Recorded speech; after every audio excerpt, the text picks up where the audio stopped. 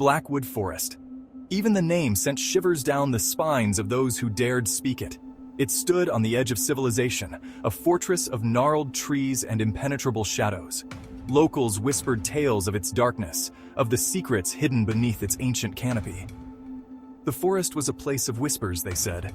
Whispers of wind through leaves, yes, but whispers of something else too, something ancient, something hungry. Blackwood held an allure for some, a siren song for those who craved the unknown. But for most, it was a place to avoid, a place where the veil between our world and the next was thin. It was a place where people disappeared. The stories surrounding Blackwood Forest were as old as the town itself. Legends spoke of a malevolent presence lurking within, feeding on the souls of the lost and unwary. They said the forest was haunted by those who had vanished within its depths. Their souls, unable to find peace, wandered the endless woods, their mournful cries echoing through the trees. Some dismissed these stories as mere folklore, the ramblings of superstitious minds. But for those who lived in the shadow of Blackwood, the legends held a chilling truth. They knew better than to venture into the forest's embrace, especially after sunset. Alex was different. He wasn't from the town, didn't carry the weight of generations of fear. The stories of Blackwood Forest intrigued him, sparked a flame of curiosity in his adventurous heart. He scoffed at the warnings of the locals, dismissing them as mere superstition. He longed to experience the mysteries firsthand, to see beyond the veil of fear and uncover the truth behind the legends. Despite the pleas of his friends and the warnings whispered in hushed tones, Alex was determined to explore Blackwood Forest. He packed his backpack with supplies, a flashlight clutched tightly in his hand, and set off towards the looming darkness. He was about to step into a nightmare. The sun was already beginning its descent as Alex reached the edge of the woods. Long shadows stretched out from the trees, reaching for him like grasping claws. The air grew heavy, thick with the smell of damp earth and decaying leaves. As he ventured deeper, the light began to fade. The forest canopy, thick with leaves, choked out the remaining rays of the setting sun. Soon he was enveloped in an unnatural twilight. The silence was oppressive. No birdsong, no rustling of small animals. Just the sound of his own breath and the pounding of his heart in his ears. With each step, Alex felt a growing sense of unease, a prickling sensation on the back of his neck. He was being watched. Section 5. The first sign of dread. The deeper Alex went into Blackwood, the more oppressive the atmosphere became. The air grew colder, sending a shiver down his spine. He could have sworn he heard whispers carried on the wind, faint murmurs that slithered just beyond his grasp. Then, his flashlight flickered. He tapped it against his palm, his heart pounding. It flickered again, casting long, dancing shadows that seemed to writhe and twist like living things. Fear, cold and sharp, began to claw its way into his chest. He stopped, straining to listen. The whispers seemed closer now, circling him. He was sure he felt a cold breath on the back of his neck, the ghostly touch of something unseen. He was not alone. Section 6. The Cabin in the Woods. Driven by a mixture of fear and morbid curiosity, Alex stumbled through the darkening woods. The whispers seemed to be guiding him, leading him deeper into the heart of Blackwood. He stumbled upon a clearing, a small patch of moonlight cutting through the oppressive canopy. In the center stood a dilapidated cabin, its wooden walls rotting and overgrown with vines. The windows were dark, like empty eyes staring out from the gloom. Something compelled Alex towards it. He approached cautiously, his hand hovering over the tarnished doorknob. It creaked open with a groan, revealing a dusty interior lit only by slivers of moonlight. The air inside was heavy, thick with the smell of decay and something else, something ancient and unwelcoming. Section 7. Whispers on Parchment. The cabin was sparsely furnished, its only occupants dust and cobwebs. The air was thick with the scent of decay, and the silence was almost deafening. A rickety table stood in the center of the room, a single chair overturned beside it. The table's surface was marred with scratches and stains, telling tales of its own. On the table lay a leather-bound journal, its pages yellowed with age. The cover was cracked and worn, hinting at the countless hands that had held it before. Alex reached for it, his fingers brushing against the worn leather. He hesitated for a moment, feeling a strange energy emanating from the book. As he opened it, a musty odor wafted up, the scent of time and forgotten secrets. The smell was almost overpowering, filling the room with an ancient presence. The journal's entries were written in a spidery hand, the ink faded but still legible. Each word seemed to whisper its own story, drawing Alex deeper into its mysteries. They spoke of the forest, of the whispers that haunted the woods, and of a darkness that consumed all who dared to stay too long. The tales were chilling, filled with warnings and dread. The writer spoke of being watched, hunted by something he couldn't see but felt closing in on him.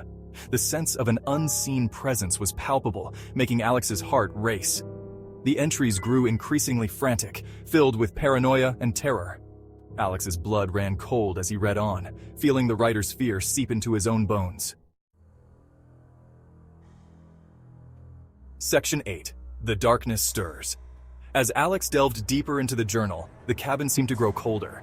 The whispers he had heard earlier intensified, swirling around him like a malevolent wind. He read on, his heart pounding in his chest.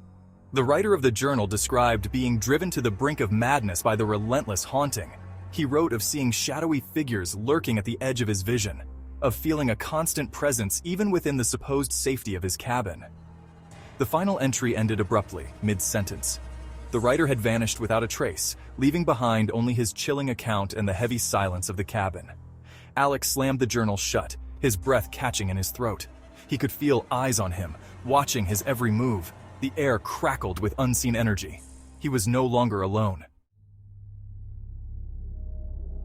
Section 9. Face to face with nothingness. Panic surged through Alex. He stumbled back from the table, knocking over the chair in his haste. The journal slipped from his grasp, its pages scattering across the dusty floor like fallen leaves. He spun around, his flashlight beam cutting through the darkness.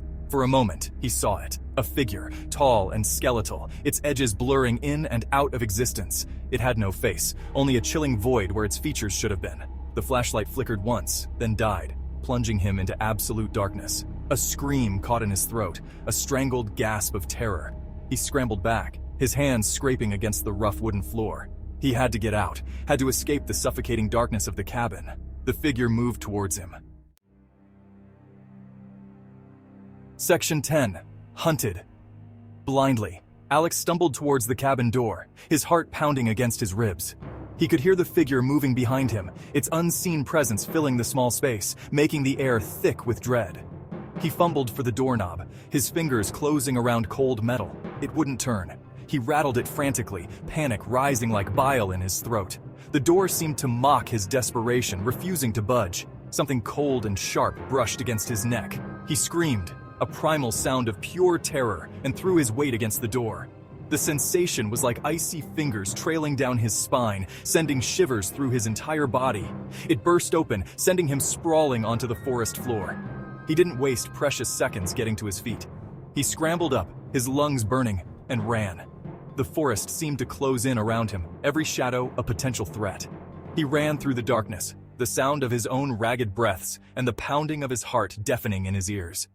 He didn't dare look back, but he could feel the presence of the figure behind him, relentless and terrifying. He was being hunted, and the night offered no sanctuary, only endless fear.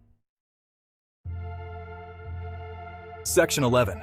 Scarred. Alex didn't know how long he ran.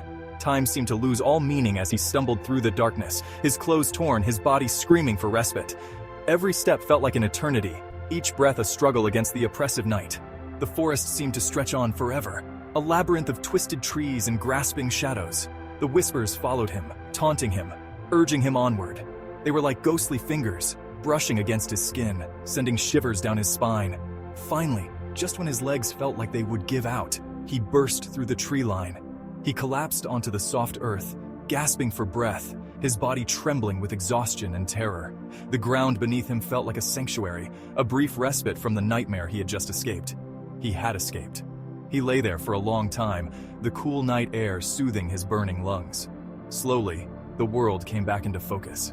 The sounds of the forest, once menacing, now seemed distant and almost comforting. The stars were a million pinpricks of light against the velvet darkness of the sky. He was safe, but he knew, deep down, that he would never be the same. The terror had etched itself into his very being. The experience had changed him, left an indelible mark on his soul. He would carry the scars of this night forever, a constant reminder of the darkness he had faced and the strength it took to survive. Section 12. Blackwood's Shadow.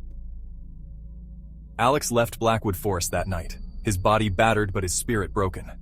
He never spoke of what he had seen, of the chilling encounters that had haunted his every step, but the forest held on to him. He saw the shadowy figure in his dreams, felt the icy touch of its presence in the dark. The whispers followed him, faint echoes of the terror he had experienced.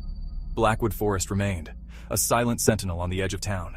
Its secrets remained buried beneath the decaying leaves and the twisted branches. The legends were true, and Alex was a living testament to the chilling reality of Blackwood's shadow.